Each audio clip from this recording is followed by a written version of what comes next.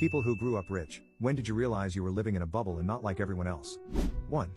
I'm not super rich, but things really hit home when I was with a friend and his mother started to panic because she couldn't afford milk for her toddler son, my friend's little brother.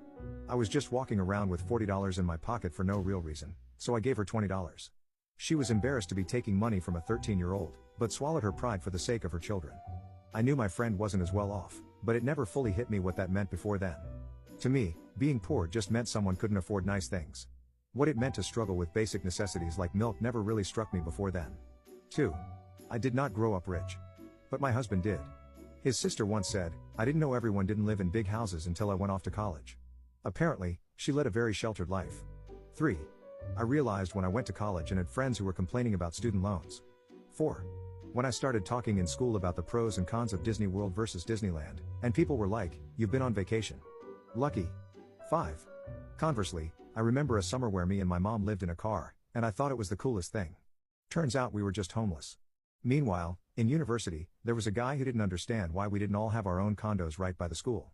He also never understood why we didn't have money to go to Mexico on reading break and would just tell us to ask for a bigger allowance from our trust. He learned to just stop talking after someone fed him a left hook when he made a comment about how stupid we were for taking out student loans and not just paying tuition up front. 6.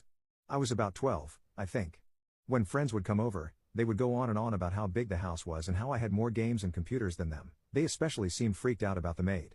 I just started to realize that I didn't have the same circumstances as most. They wouldn't all say it if it weren't true, I assume. I did have other friends with money, especially when I started attending private school, but I didn't realize they were well off either. 7. The first time I went to my best friend's house. His circumstances were the exact opposite. His parents tried their best, but his dad often didn't have much work during the winter, and his mom didn't work outside of the home. They had 6 kids and usually had things like pancakes for dinner.